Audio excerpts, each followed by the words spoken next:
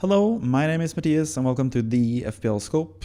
I am very happy that I'm able to make this video because last night I threw up quite a lot and I felt kind of terrible this morning, but luckily I've been able to catch my breath and I feel a lot better now. So yeah, I'm gonna make this team selection video, the final video out of 5 this week. We had videos on Monday, Tuesday, Wednesday, Thursday, and now Friday for you guys. So I hope you appreciate that, and I hope you could subscribe because yeah, I'm trying to get into the top 10k, whether that is in FPL or if that is when it comes to subscribers on this YouTube channel. So any support would be massively helpful. Yeah, I'm just happy to be here and talk about my team, which is going pretty well. As you can see from Game Week 5, 53 points, not the best score usually, but in Game Week 5 that was a massive score because most people struggled and were around the 25 point or 30 point mark just about. So pretty good game week for me, and that's mostly down to me having Mohamed Salah and Alvarez. So Salah got 2 assists, almost 3, and got 10 points, 2 bonus points, the biggest haul so far for Salah, his first double-digit haul of hopefully many this season. And Alvarez once again provided the goods with 2 assists. It was against my favorite team, West Ham, but at least as a consolation prize, he's in my fantasy team. And same goes for Haaland, who should have scored a lot more goals. He ended up with 12 points. So people that captained Son should feel pretty lucky that Haaland didn't massively outperform Son, because that could have easily happened. But yeah, other than that, pretty poor game week. The 2 Arsenal guys also did a pretty good job. Saka got an assist, 6 points, didn't look the best, but then he looked really good in the Champions League with a goal and an assist. And he was subbed off pretty early as well, so that's pretty encouraging from Saka. And Saliba kept the clean sheet, and that was sort of a nice parting gift for me because I'm most likely looking to sell him now because Arsenal have some pretty tough fixtures, especially defensively. Udogie thought he was going to get a clean sheet against Sheffield United, potentially some attacking returns, but Spurs struggled against Sheffield United. They did beat them in the end, but Udogie got 2 points because they conceded. Gustavo Hammer scored a pretty nice goal, and then Spurs turned it around in injury time. But yeah, Udogie, still have massive faith in him. I still think Spurs defense is looking decent, at least better than expected, and offensively Udogie is really good. And then we come to Chilwell, who is also kind of a sore point now, and I'm not quite sure what I'm going to do with Chilwell. I might keep him and bench him, or I might sell him. That's currently what I'm thinking, because if Chilwell doesn't play left wing anymore, his value kind of drops massively, because Chelsea do have some good fixtures, but Chelsea are also kind of unreliable, and if he's not going to play offensively, he's not going to get that many points. But if we get any indication that he's going to play pretty attackingly, Chilwell, if he's going to play that left wing role again, I'm most likely going to keep him, but we'll see with the transfer plans next week what I might do with him.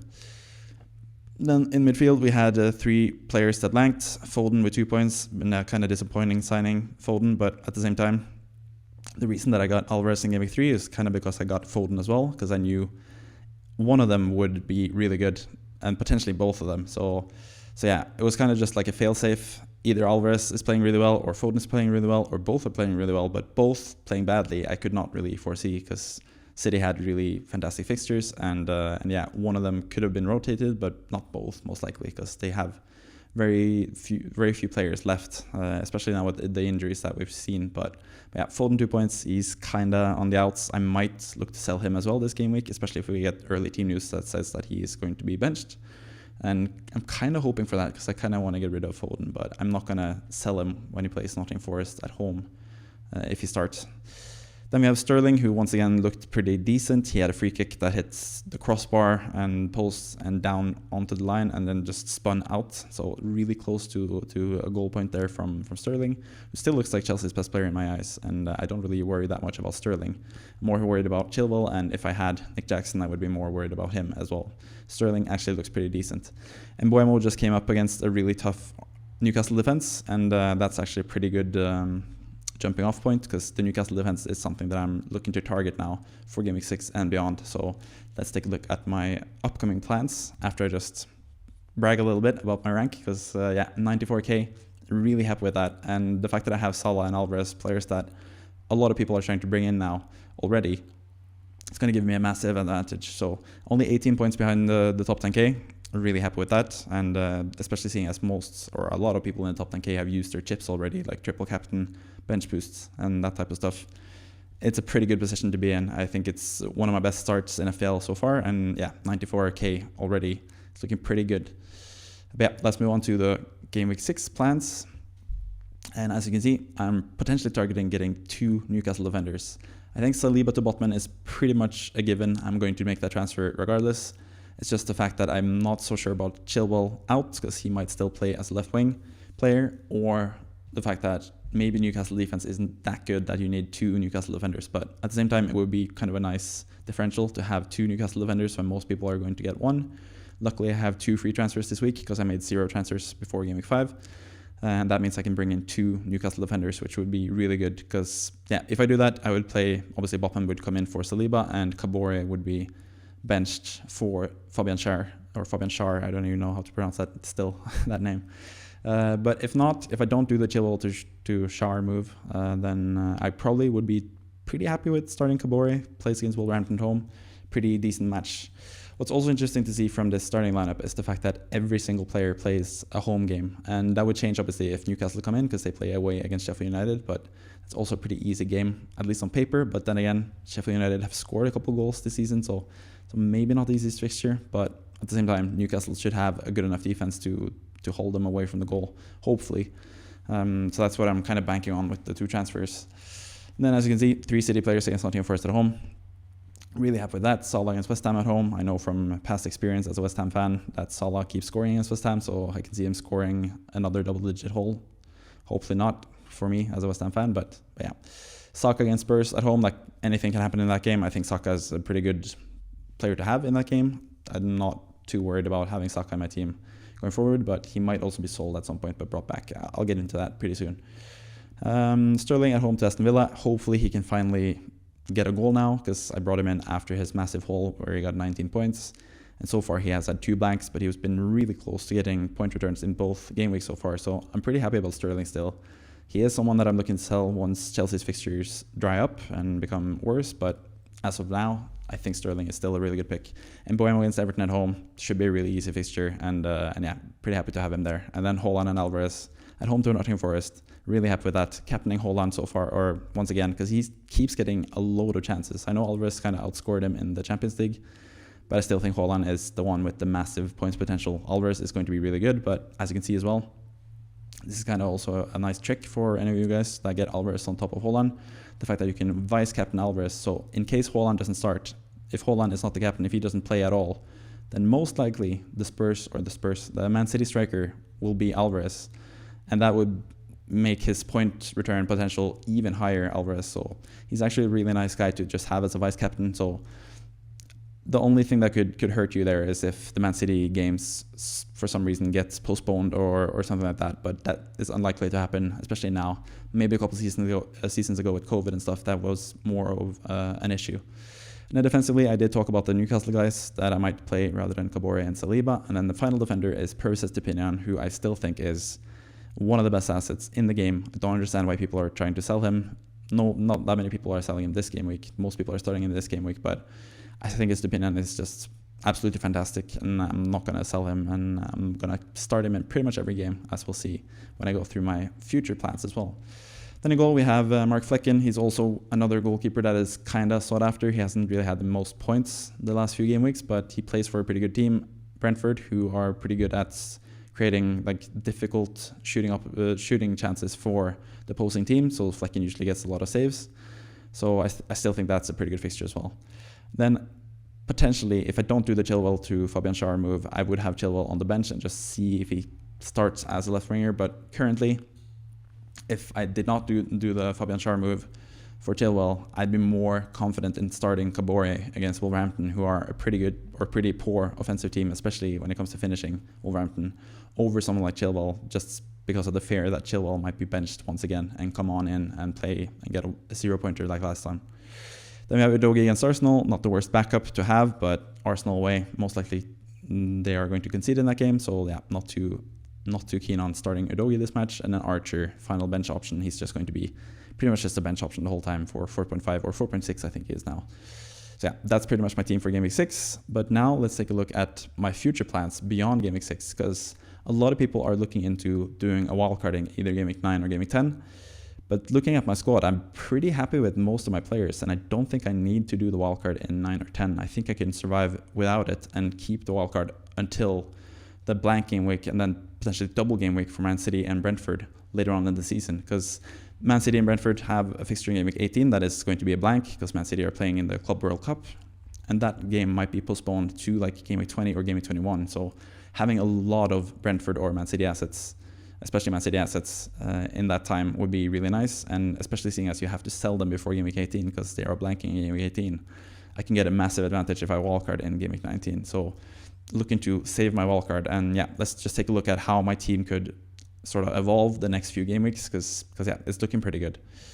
So here we have the game week 6 squad, and as you can see, we have the 2 Newcastle defenders in. This is if I go with the double Newcastle defense. It's looking pretty good.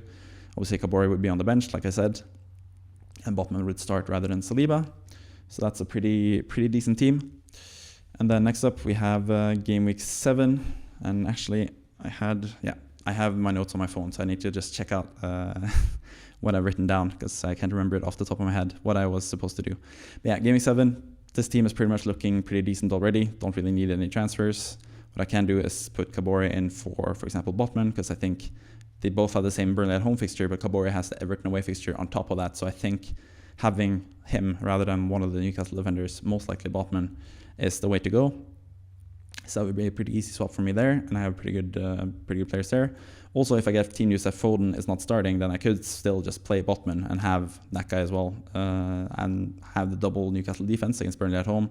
Looks pretty good to me, especially seeing as Burnley, I think, will still be without Lyle Foster at this point. So yeah, I think that would look pretty good, whether Foden starts or not. Hopefully he starts, because yeah, that would be a nice way for him to end his time with my team. Because in game week 8, I am looking to sell Foden, and the player I would bring in for Foden would be a guy that I have wanted this whole season. I really wanted in game week 1, but I went with Eberechi Eze instead. I'm talking about Moussa Diaby, who's been fantastic this season. He's in my zombie team that I presented on, or talked about on, Tuesday this week. And yeah, I just really want Diaby for this fixture, or this list of fixtures, like Wolves away, West Ham at home, Luton at home, Nottingham Forest away, Fulham at home. Seems like a pretty essential player to have, and I know a lot of people are going to target him for these game weeks. Obviously, Kabore would be subbed out for this game, and I would have Udogie playing instead. Once again, I get a decision whether I want to have Botman or Estepinian. I still think I'm going to go with Estepinian, because I think he is just a fantastic asset, and I think Brighton can score easily against Liverpool like they did last season. So yeah, could potentially get a clean sheet as well, but they don't really get that many clean sheets, Brighton. When it comes to the goalkeeper, I can switch from Flecken to Turner if Turner still plays. That's the caveat here, because we know that Odysseas Vladichumos, or whatever his name is, has been brought in to sort of be the number 1 potentially. But Turner is still looking pretty decent, doing some pretty decent performances for Nottingham Forest. So hopefully he can survive and play against Crystal Palace away, which would be a much better fixture than Flecken against Man United away. But at the same time, Brentford are kind of a really good team against Brentford away, so maybe Flecken is a decent shout there as well. I could also potentially do... no, I can't do that, because I actually have another transfer that I would do this game week. And that would be, because it's game week 8, this is the game week where most people want to get Son as a potential captaincy option, and I would actually sacrifice Saka, even though he has gone up in price for me. This would look a lot better. Rather than having Saka against Man City, which is going to be a tough game, I get Son against Luton away. Could potentially captain him. I could also captain Haaland again against Arsenal. He scored against Arsenal last season. And I could also potentially captain Salah as well. There's a lot of different captaincy options this week, which would be really interesting to see what people go with, whether it's Son or Haaland. It also depends how good Son has been looking so far, because if he hasn't been looking that good, I could always bring in someone like Marcus Rashford instead. I would have enough money for that. Brentford at home, also a decent fixture. But for now, the plan is to have Son this game week, because I think he's going to be a really good option against Luton, who are one of the weakest teams in the league, if not the weakest. So that's looking pretty good for Heung-min Son. And then the next week, Saka would not be out of the team for long, because this game week I would actually bring him back in for Sterling, most likely. This is my thinking, and this is the game week where I would actually bench Estepinian, because not only is he playing Man City away, which is the toughest fixture out of all of them, this is also in game week 9, which is after the international break, where Estepinian is most likely going to get rested as well. So it makes sense for me to have Botman to get ready, or have Botman who's ready to come in for this game week, and finally play the double Newcastle defense if I hadn't gotten the chance to do that earlier. So that's pretty much the transfer for this game week. Sterling to Saka, get Botman into the defense. Then the following game week, Stupinian obviously gets back into the team, most likely for Botman. Could also bench maybe Alvarez if it doesn't start against Man United, or Mbeumo, not quite sure. My one big thing here this game week though is the goalkeepers. Don't really have any good goalkeepers. Liverpool away for Turner, and Flecken plays against Chelsea away. So this would be a nice jumping on point for one of the best goalkeeper assets this season, and that is Areola for West Ham, plays against Everton at home. Should on paper be a pretty easy fixture, so that's looking pretty good as well. That also gives me a couple more, or a bit more in the bank to spend on future players, basically. So yeah, this is basically just a tentative plan. You shouldn't be married to your future game week plans, but it's just showing you how I could get a really good team. So this would be for game week 10, as if we go back, and I think this is pretty close to what people would have on a game week 10 wildcard. It's not that far away. You have double Newcastle defense, which is pretty good still, even though their fixtures are going to be getting worse at some point. So that is something that I might change eventually. But yeah, you have Salah against Nottingham Forest at home in his easy couple of matches. You still have the City boys who have some tough fixtures, but they do have Bournemouth at home as well. So yeah, I'd likely keep both of them because I think they are both fantastic assets still. Then we have Son, who's going to get some tougher-ish fixtures, but at the same time, it's not too bad. I could potentially sell him as well. And then Diaby has fantastic fixtures still. Aston Villa are going to have really good fixtures. Saka brought in for the game against Sheffield United at home. They also have Burnley at home, Wolves at home as well. So it's looking really good for him as well from that point on.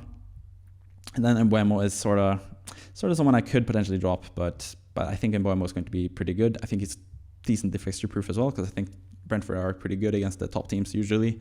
They didn't have the best score against Newcastle, but yeah, it's looking pretty decent as well.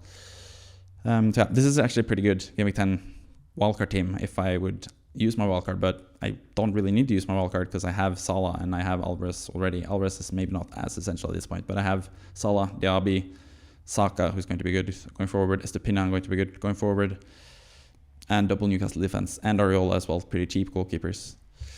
Then game week 11, this is also just very tentative plans. You can't really prepare for game week 11 already because yeah, a lot of things will change. But at this point, I might sell Son again and get Marcus Rashford, who I haven't had I sold in game week 3, and I haven't had him since in the team. So it would be nice to get him back for the Fulham, Luton, and Everton fixtures in particular. Potentially also a bit longer as well, with Bournemouth and Chelsea at home being decent fixtures as well. So that is my game week 11 plans so far, tentatively. I did mention Mbeumo. He's actually the one that I would potentially sell in this game week. They have Liverpool and Arsenal. They do have the Luton fixture though, so I might bring him back again for that game week. That's also something that I might look into, but I'm a West Ham fan, and I think West Ham are going to have some really nice fixtures from this point on. So I think I would try to go with Jared Bowen at this point. I do have the money for that. Nottingham Forest at home. Look at all these fantastic fixtures. I think he would be a better option than Mbeumo at this point. And I can still bring Mbeumo back in as well in future game weeks. But yeah, still the team's looking pretty decent, and yeah, I don't really have to go on anymore now. I guess, I mean, if you go through game week 13, I will also have a pretty good team. Could play Kabore at home in this fixture potentially. Other than that, pretty good fixtures. Diaby has one of his tougher fixtures, but he has Bournemouth the next week. Could potentially sell Diaby as well at this point and get Mbeumo back again. Could be, yeah, that could be another decent thing I can do. Or I can wait for the next game week and I can do some pretty spicy moves here as well. I could potentially do someone like Rashford down again after he has played his easy matches. I get him out for Morgan Gibbs-White, who has really good fixtures here. And then I could potentially bring in for Fabian Schär after playing really nice fixtures. They still have pretty good fixtures, so maybe I would just keep him. But I could go with someone. I could actually get this guy, Trent Alexander-Arnold, who would be a really nice player to have as well, potentially. Or I could just keep Son or Rashford or whoever I want to have here as well. But a lot of decent options I have for this game week. So yeah, it's looking pretty good, I think, for me going forward. And yeah, I feel pretty confident in not having to use my wildcard in game week 9 or game week 10 and still have a really competitive team. So yeah, obviously the plans are going to change because a lot of things will happen. Injuries will happen, change of form, change of fixtures. Maybe Man United start looking fantastic eventually. under Ten Hag. Maybe they turn it around. Maybe, yeah, there's a lot of things that can happen. So this is obviously just a tentative plan, but I think it just kind of nicely illustrates that I will have a pretty good team going forward, even if I don't wildcard in Game Week 9 or Game Week 10. So pretty happy about my team, pretty happy about my score so far, and yeah, looking forward to see what's going to happen this season, because I'm feeling pretty confident at this moment after having an atrocious season last year. Yeah, I'll probably talk about that at some later point. But anyway, that has been the team selection video for Game Week 6. I'm still not sure if I'm going to sell Chilwell or not, but yeah, we'll see what happens eventually. And yeah, I'm going to post my team on Twitter as soon as the deadline hits on Saturday. Hope you guys have a nice weekend. I hope you have a healthy and nice weekend, because yeah, I'm hoping for that for myself as well, because yeah, this morning I did not feel good at all. But actually doing this video has actually been kind of, what's therapeutic? That's the word I'm looking for. Yeah, just nice to kind of focus on something else and forget about my stomach issues, the stomach bug that I've had. But either way, I feel a lot better, and I feel pretty good about my team as well. So yeah, I'll see you around next time, and thank you for a nice week of fun videos on this channel. See ya, and goodbye.